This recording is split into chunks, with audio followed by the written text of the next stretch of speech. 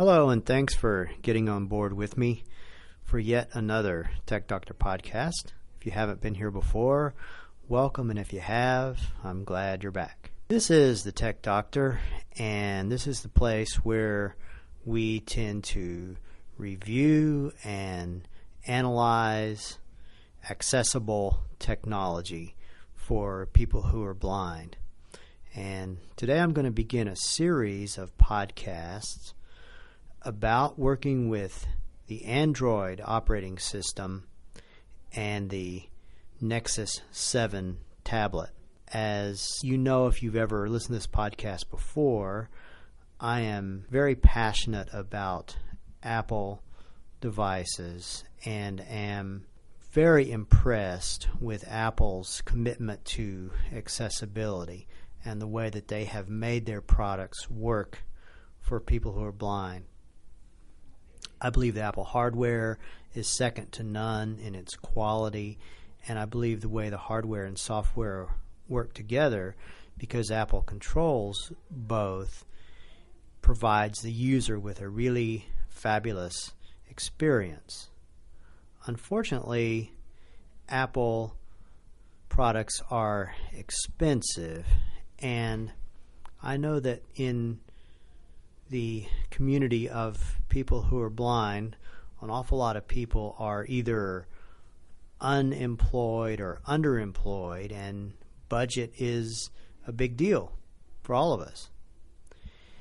The Android tablets and phones in general are cheaper than the Apple products. But my question really is, as a person who has no Android experience and as a person who has no experience with a tablet other than the iPad, could I start from scratch with an Android device, take it out of the box and set it up and use it with no sighted assistance the way that you can on an Apple product? So that's the approach that I have decided to take. I went ahead and purchased a Nexus 7 tablet. I'm recording this podcast on January 10th, 2013. And the current version of the Android operating system is called Jelly Bean version 4.2.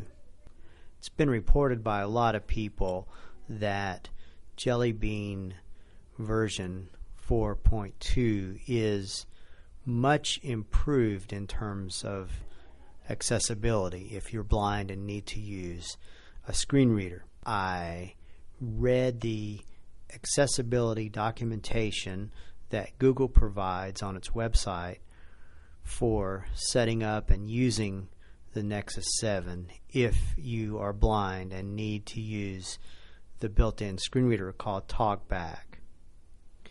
And from that point decided to see what it would be like to attempt to do nothing more than follow Google's instructions in setting up the tablet.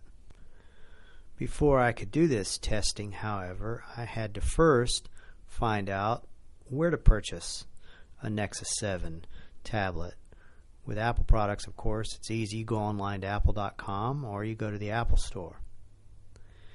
With the Nexus 7 tablets, you can buy them from Amazon.com. You can buy them from Newegg.com. You can purchase them from RadioShack.com, or you can purchase them from a video game store called GameStop.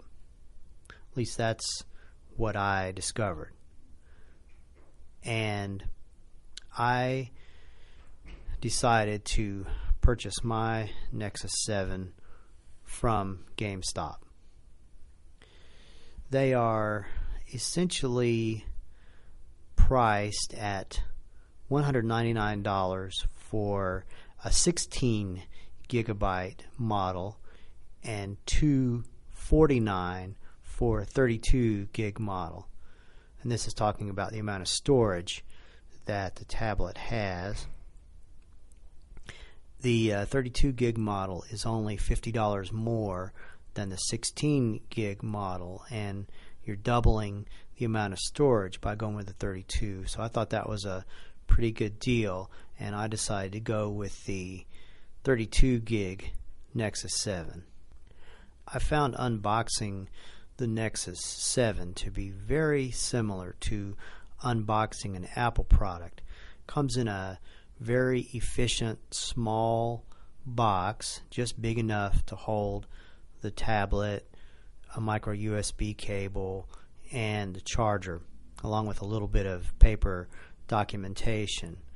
But when you open the box, the tablet itself is right on top, much the same way that an iPad is when you unpack an Apple box or an iPhone. So the unboxing was a very pleasant experience, and the tablet was wrapped in screen protection plastic, exactly the same way that an iPad comes wrapped. And so it was very easy to remove the tablet from the box and remove the plastic from the screen. There's a little tab that you pull to remove it. And so I would have to give the Nexus 7 very high marks on the unboxing. The 7 in the name, of course, is because it's a 7-inch tablet, about the same size as the iPad mini, and it's actually a very sturdy feeling tablet, very solid feeling hardware. The entire front of it is made up of the glass screen. There are no buttons whatsoever on the screen, not even a home button. The home button is accessed by tapping on an icon, which is one of the icons that's at the bottom of the screen. And so that takes a little getting used to, because coming from iOS, we're accustomed to having that physical home button. On the very bottom of the tablet, there are two connectors.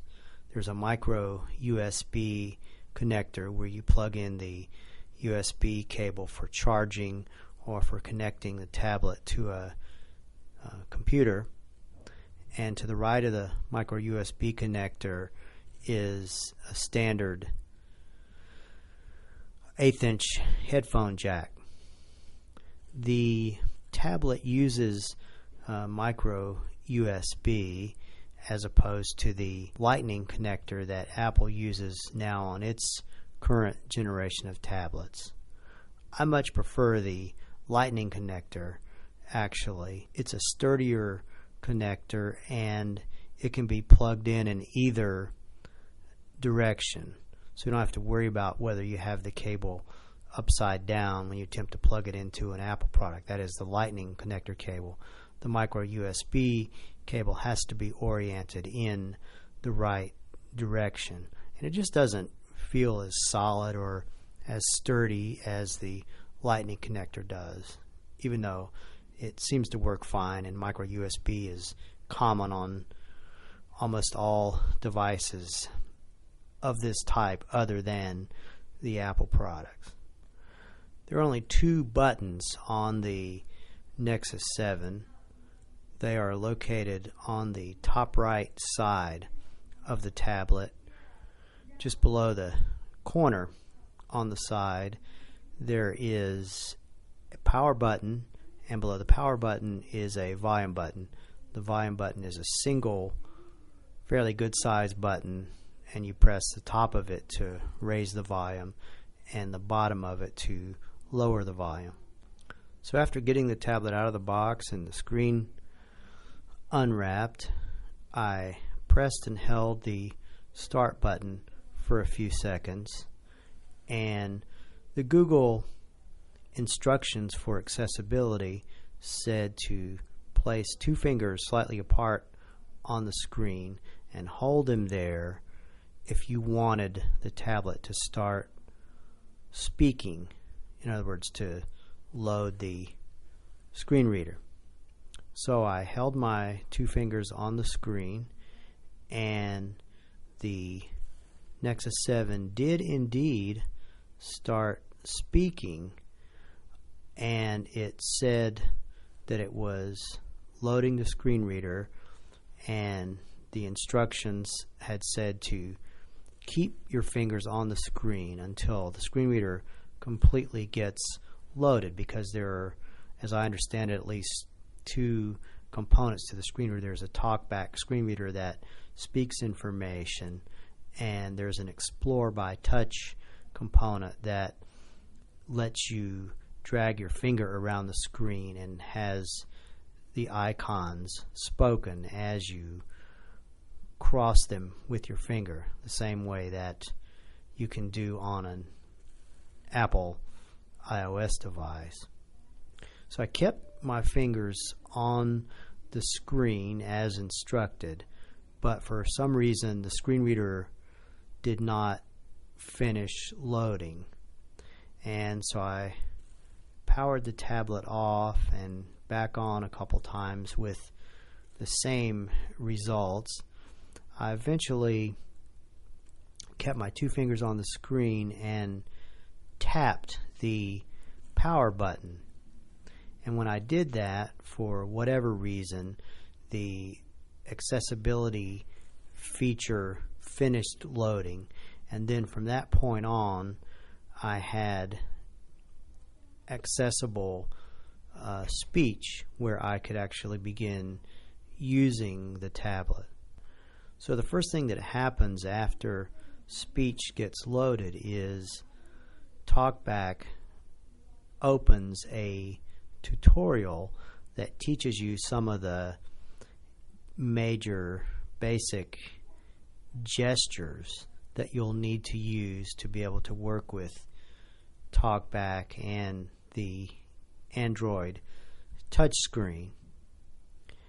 I started the tutorial and started practicing some of the gestures following the instructions, but must have inadvertently pressed by accident some sort of exit or finished button or something. I'm not sure exactly what happened, but unceremoniously the tutorial exited and dumped me back at the welcome screen, which is the place from where you set up the tablet.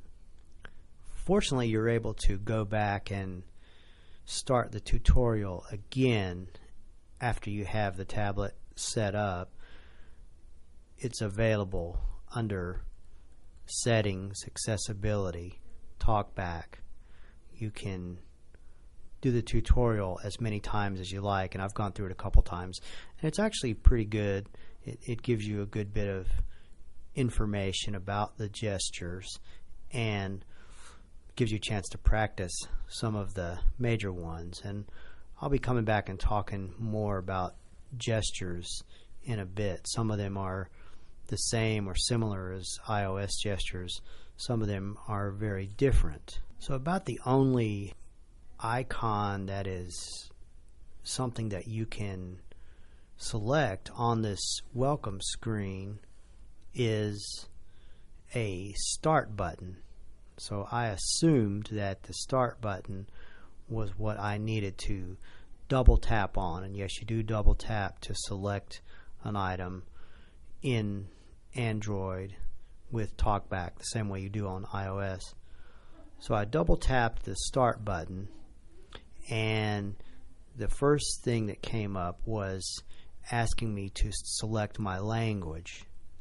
English American was already selected, so I was simply able to continue on to the next screen. And to do that and to explore these screens, you can flick right to move forward through all the elements on the screen, and flick left to move backward to the elements, the same way that you do on iOS. So TalkBack does a good job of providing the information that is on the screen, and for the most part does a good job of telling you what is selected and what isn't. The next thing that Setup asked me to deal with was getting the Wi-Fi connected. And I was doing this setup at work, where at the university we use a special brand of the WPA2 security protocol called WPA2 Enterprise. And with the Enterprise version of WPA2 security, you have to enter both a username and a password to get access to the Wi-Fi, whereas with the regular WPA2 security there is no username required, only a password. And so there's just typically one field available where you enter the wireless password. But TalkBack displayed the screen with 3 edit boxes, and the only edit box that it gave me a label for was the username edit box.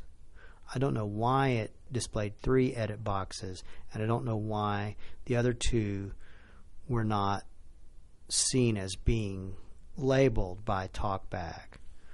But I filled in my username and made a guess about which one of the other edit boxes was likely to be the one where you fill in the password, and I got it right, and the Nexus 7 did go ahead and connect to my Wi-Fi network. I will say that just yesterday I added a new iPad to this same Wi-Fi network, and when I got to this point on the iPad, the screen was read correctly. VoiceOver identified the username edit field and the password edit field correctly. iOS and VoiceOver did a little bit better on this Wi-Fi setup screen than TalkBack did on the Nexus 7. The next thing that Setup asked me to do was to log into Google, and I use something called two-factor authentication with Google. And if you haven't heard of two-factor authentication, it's something that you might want to think about. It's a security strategy that anytime you sign in to your Google account on the web, you are sent a text message to your phone with a 6-character numeric code that you have to type in on the website before Google will actually log you in.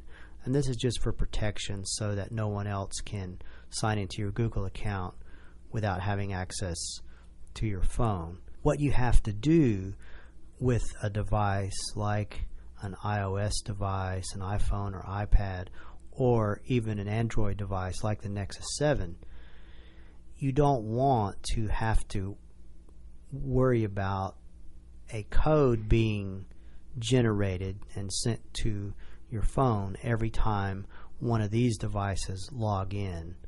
You want them to be able to log in the background and be able to do things like check mail and so forth and so on. The way this works with two-factor authentication is that you have Google generate a password for each of the devices that you want to be able to log in automatically. So I had Google generate a special password for the Nexus 7, and for some reason, I'm suspecting probably user error on my part. I probably forgot to click the done button or something. The password didn't work.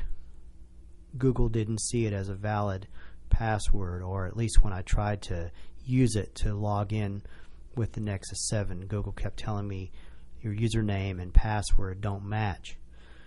But it didn't really give me any more specific information about the error than that. And so I tried this several times and finally eventually solved the problem by getting rid of that original password that I had Google generate for the Nexus 7 and generating a new one. And for whatever reason, Google was completely happy with that new password and immediately logged me into Google on the Nexus 7.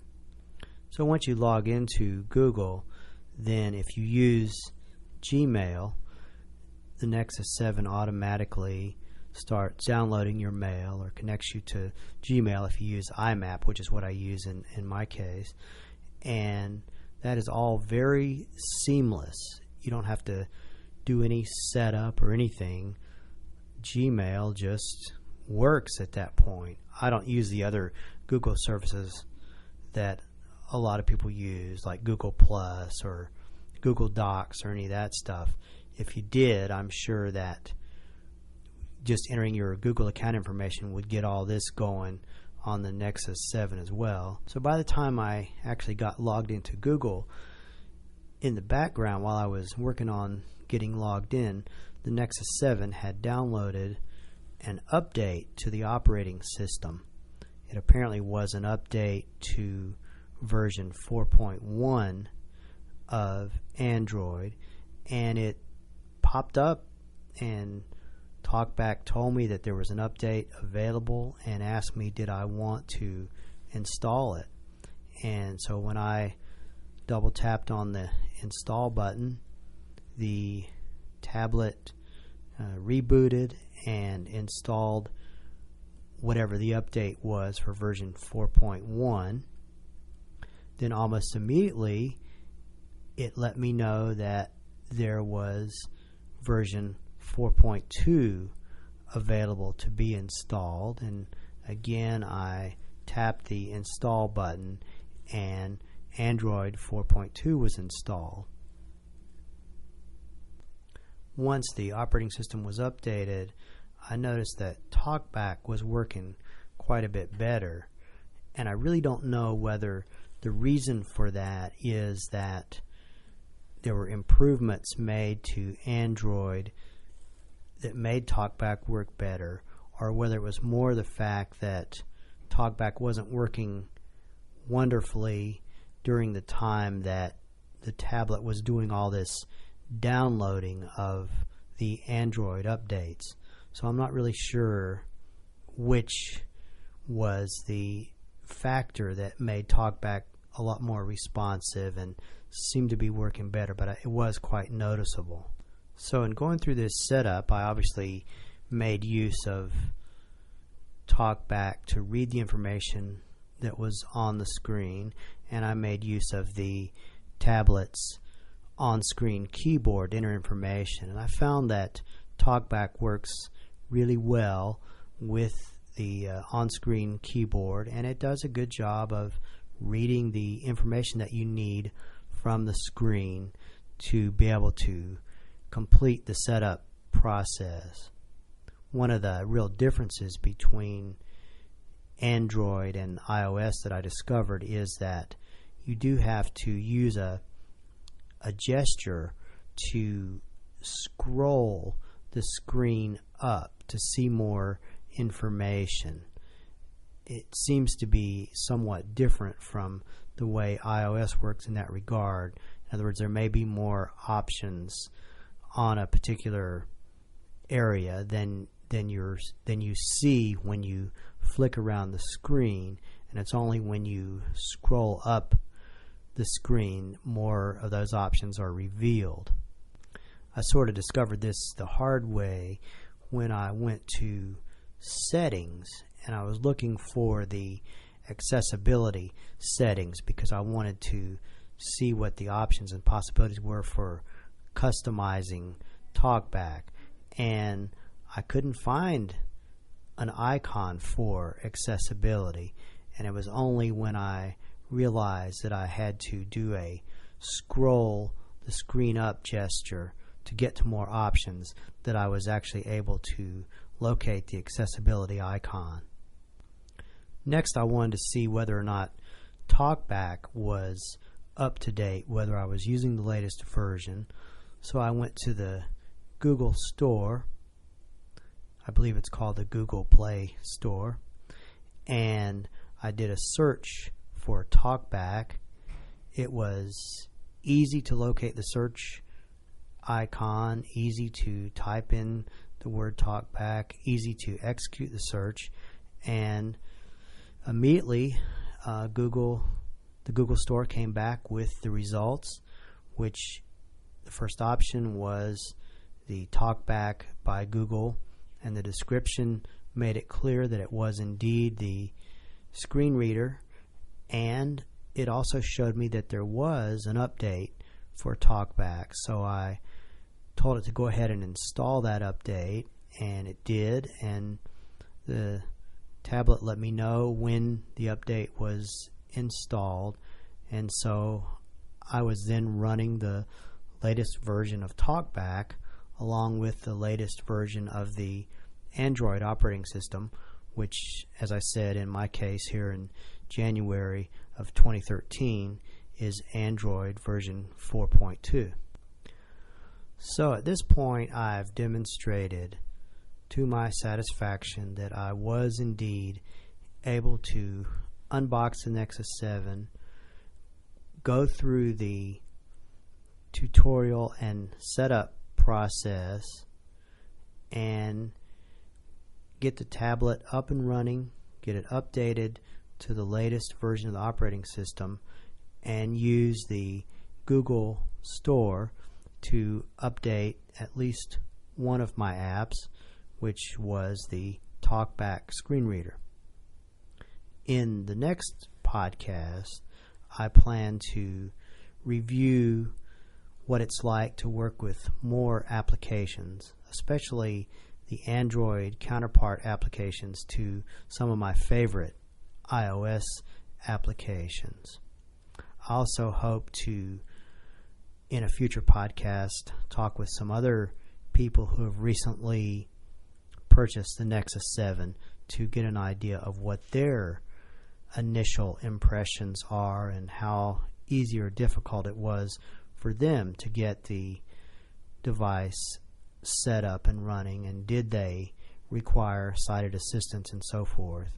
Admittedly, I've had a lot of experience with these types of devices, and I'm a pretty geeky person, so I was able to do it, but would it be easy or difficult for someone who's a more casual user of the technology to do it? I'm not quite sure. Since getting my Nexus 7, I have listened to the podcast from Serotek called That Android Show, podcast number 13, which is devoted to the Nexus 7, and it's quite a lengthy podcast, and they did a very nice job.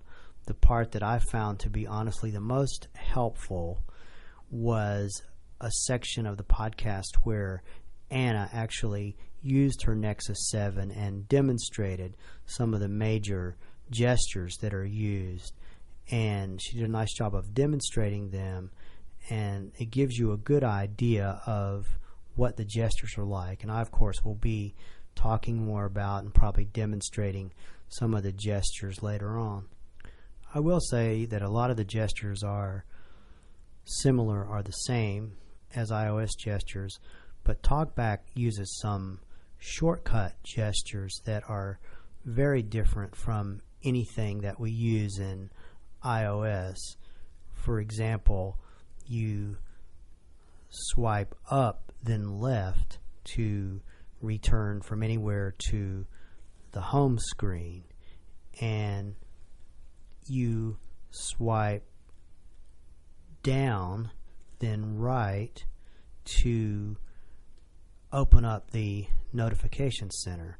And I'm finding that the talkback gestures to be pretty doable, but a bit difficult to memorize. I'm not quite sure yet whether they're more difficult to memorize than the iOS gestures or whether it's just because it's new to me. So I'll leave that in suspension for a while and not make a judgment one way or another until I've had more experience. I will say that I'm impressed with the Nexus 7 tablet, impressed with accessibility, and pleased that I was able to set it up and use it out of the box.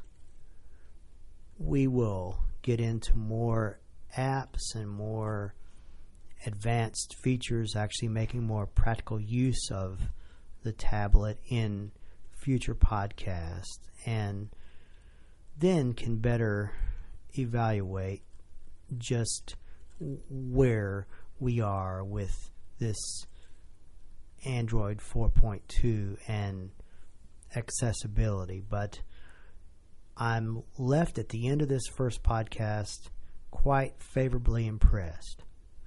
So if you have questions or comments or want me to discuss particular things as I go through this series, feel free to contact me.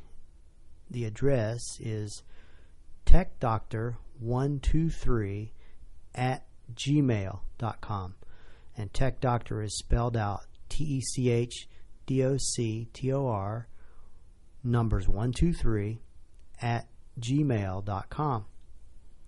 And until next time, so long from the Tech Doctor.